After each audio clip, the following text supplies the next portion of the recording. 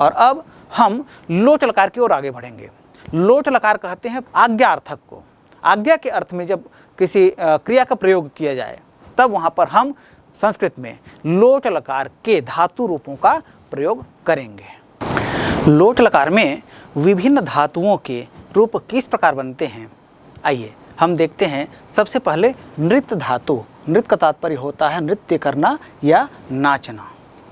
इसका लोट लकार में प्रयोग जैसे अन्य लकारों में हमने देखा रूप जो है प्रथम पुरुष, मध्यम पुरुष और उत्तम पुरुष में, इसी तरह से एक वचन, द्विवचन, बहुवचन अर्थात 3 वचनों और 3 पुरुषों में विभिन्न लकारों में रूप बने हैं। ऐसे ही लोट लकार में भी विभिन्न धातुओं के रूप जो है इन 3 पुरुषों एवं 3 वचनों के आधार पर बनेंगे।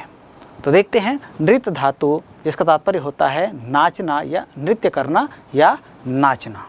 इसमें रूप कैसे बनता है, प्रथम पुरुष में देखते हैं रूप। नृत्यतो नृत्यताम नृत्यंतो, नृत्य नृत्यतम नृत्यत, नृत्यानि नृत्याव नृत्याम, ये रूप बनता है। यदि आप ध्यान से देखें तो इनमें किन प्रत्ययों का प्रयोग होता है ये आपको पता चल जाएगा। हम देखते हैं नृत्य धातु है और इसमें जो प्रत्यय प्रयुक्त हुए हैं वे तू ताम अंतु, अ अतम अत, आनि आव आम, इन प्रत्ययों का योग हुआ है। अर्थात परस्मैपदी धातुओं के जब हम रूप बनाएंगे लोट लकार में तब इन्हीं प्रत्ययों का हमें प्रयोग करना होगा। तो इन प्रत्ययों को एक विशेष बात ध्यान रखने योग्य यह है कि लोट लकार का जब हम रूप बनाते हैं परस्मैपद में तो इसमें कहीं पर भी विसर्ग का प्रयोग नहीं होता है। आप देख रहे हैं कहीं पर भी विसर्ग का प्रयोग नहीं दिखाई दे रहा है। तो इसमें प्रत्ययों को विशेष रूप से हमको ध्यान रखना है क्योंकि ये प्रत्यय जो है बहुत महत्वपूर्ण है। इसके आधार पर ही हम किसी भी धातु के, किसी भी परस्मैपदी धातु के रूप बना पाएंगे। तो एक बार पुनः प्रत्ययों को देखते हैं। तू ताम अंतु, अ अतम अत, आनि आव आम, ये प्रत्यय हैं। चलिए जैसे अब इसका वाक्यों में प्रयोग कैसे करेंगे। जैसे कहा जाए कि तुम नृत्य करो। देखिए लोट लकार मैंने बताया था कि इसका अर्थ प्रयोग जो है आज्ञार्थक होता है, अर्थात आज्ञा के अर्थ में इसका प्रयोग किया जाता है। तुम नृत्य करो, यह वाक्य है। तो तुम के लिए हम क्या कहेंगे, तुम के लिए संस्कृत का शब्द है युष्मद। तो तुम जो है क्या है, ये प्रथम विभक्ति और एक वचन का है। तो युष्मद का रूप आप ध्यान रखें। त्वम युवाम यूयम, ये हम जानते हैं। तो त्वम जो है ये प्रथम पुरुष एक वचन में प्रयुक्त होता है। तो तुम नृत्य करो, यह वाक्य है। तो तुम के लिए अब हम यहाँ पर कह देंगे प्रथम पुरुष एक वचन का कर्ता पद, तुम के लिए त्वम, और नृत्य करो तो ये कहाँ है, मध्यम पुरुष एक वचन का कर्ता है, इसलिए क्रिया क्या होगी, क्रिया भी हमको मध्यम पुरुष एक वचन का लेना होगा। तो नृत्य धातु का रूप आप देख रहे हैं, इसमें मध्यम पुरुष और एक वचन का रूप यहाँ पर हमको दिखाई देता है नृत्य। त्वम नृत्य अर्थात तुम नृत्य करो, ये तात्पर्य होगा। ऐसे ही यदि कहा जाए कि तुम सब नृत्य करो, तब क्या होगा, तुम सब के लिए क्या कहेंगे, तुम सब नृत्य करो, ये कहा जा रहा है। तो तुम सब के लिए त्वम युवाम यूयम, तो यूयम का प्रयोग करेंगे, यूयम, और नृत्य करो अर्थात तुम सब नृत्य करो, अर्थात नृत्य करो ये कहा जा रहा है, ये क्या है, बहुवचन का है। तो यूयम क्या हुआ, बहुवचन कर्ता पद है, ये मध्यम पुरुष बहुवचन का। तो ऐसे ही मध्यम पुरुष क्रिया भी आपको क्या लेना है, मध्यम पुरुष का लेना है और बहुवचन का रूप लेना है, तब वहाँ पर नृत्य करो कहा जा रहा है। तो इसका मध्यम पुरुष बहुवचन का रूप क्या है, हम देखते हैं यहाँ पर लिखा है नृत्यत। तो यूयम, तुम सब नृत्य करो, इसका अनुवाद क्या होगा, तुम सब के लिए हमने कहा यूयम। ऐसे ही नृत्य करो के लिए हम कहेंगे क्या, नृत्यत, यूयम नृत्यत, तुम सब नृत्य करो। तो इस तरह से विभिन्न जो वाक्य हैं इनमें हम इन क्रियाओं के योग से सही सही वाक्यों का निर्माण कर पाएंगे। तो सही वाक्य निर्माण के लिए हमें कर्ता का रूप भी पता होना चाहिए और क्रिया का रूप भी पता होना चाहिए। जैसे क्रिया होती है वैसे कर्ता होता है, या कहें कि कर्ता के अनुसार क्रिया होती है, किसमें, जो कर्ता प्रधान वाक्य होते हैं उनमें। चलिए आगे बढ़ते हैं और अब हम देखते हैं क्रुद्ध धातु। क्रुद्ध धातु का लोट लकार का रूप क्या होगा? क्रुद्ध धातु, क्रुद्ध मतलब होता है क्रोध करना। प्रथम पुरुष में इसका रूप बनेगा क्रुध्यतो, क्रुध्यताम, क्रुध्यंतु, क्रुध्य, क्रुध्यतम, क्रुध्यत, क्रुध्यानि, क्रुध्याव, क्रुध्याम, ये रूप बन गया। ऐसे ही लिख धातु, लिख मतलब लिखना, इसका प्रयोग करना है किसमें? लोट लकार में। तब क्या होगा? देखिए प्रत्ययों का आपको ध्यान रखना है। प्रत्यय क्या है हमारे? प्रत्यय है तू, ताम, अंतु, अ, अतम, अत, आनि, आव, आम। इन प्रत्ययों को ध्यान में रखेंगे और इसमें क्या करेंगे? धातु का योग करेंगे। धातु है यहाँ पर लिख, तो लिख का योग करें इन प्रत्ययों के साथ में, तो रूप बन जाएगा लिखतु, लिखताम, लिखंतु, लिख, लिखतम, लिखत, लिखान, लिखाव, लिखाम। तो इस तरह से तीनों पुरुषों एवं तीनों वचनों में लिख धातु के रूप बन गए। ऐसे ही हम मिल, मिल का तात्पर्य होता है मिलना। इस धातु का भी रूप हम बना सकते हैं। कैसे बनेगा? आइए देखते हैं। प्रथम पुरुष में मिल धातु का रूप बनेगा मिलत, मिलताम, मिलंतु, मिल, मिलतम, मिलत, मिलानि, मिलाव, मिलाम। है ना सरल? हाँ। तो ऐसे ही जितने परस्मैपदी पदी धातुएं हैं उन सभी में हम क्या करेंगे? ये जो प्रत्यय हैं इन प्रत्ययों का योग करेंगे और फिर रूप बनाते चले जाएंगे। आइए अब आत्मनेपदी धातुओं को देखते हैं।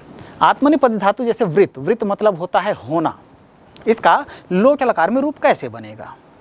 तो वृत्त धातु का लोट लकार में रूप बनता है वर्तताम। देखिए तीनों पुरुषों एवं तीनों वचनों में भी रूप बनेगा। जितने भी लकार हैं उन सभी के तीनों पुरुषों एवं तीनों वचनों में रूप बनते हैं। तो वैसे ही वृत्त धातु का भी लोट लकार में रूप बनाएंगे तो प्रथम पुरुष, मध्यम पुरुष, उत्तम पुरुष, इसी तरह से एक वचन, द्विवचन और बहुवचन में इसके रूप बनेंगे। तो इसका वृत्त धातु का रूप बनता है लोट लकार में वर्तताम, वर्तेताम, वर्तन्ताम, वर्तस्व, वर्तेथाम, वर्तध्वम, वर्तई, वर्तावहै, वर्तामहे। ध्यान से देखें इन रूपों को, तो आपको इन रूपों में प्रयुक्त प्रत्ययों का ज्ञान होगा। कौन कौन से प्रत्यय इनमें प्रयुक्त हुए हैं? देखिए वृत्त धातु का रूप बनता है वर्त, तो यहाँ पर जो प्रत्यय है वो है अताम, वर्तधन अताम इति वर्तताम। तो क्या हुआ ये? अताम, एताम, अंताम, वर्तताम, वर्तेताम, वर्तन्ताम।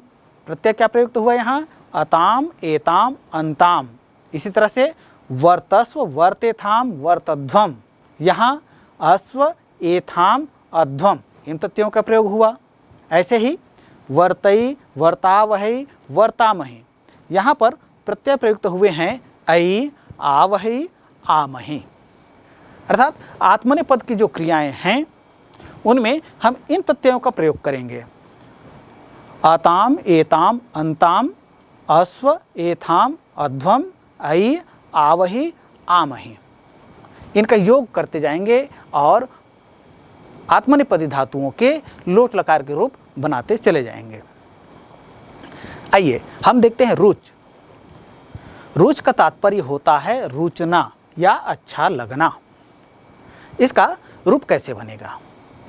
तो इसका रूप बनाते हैं।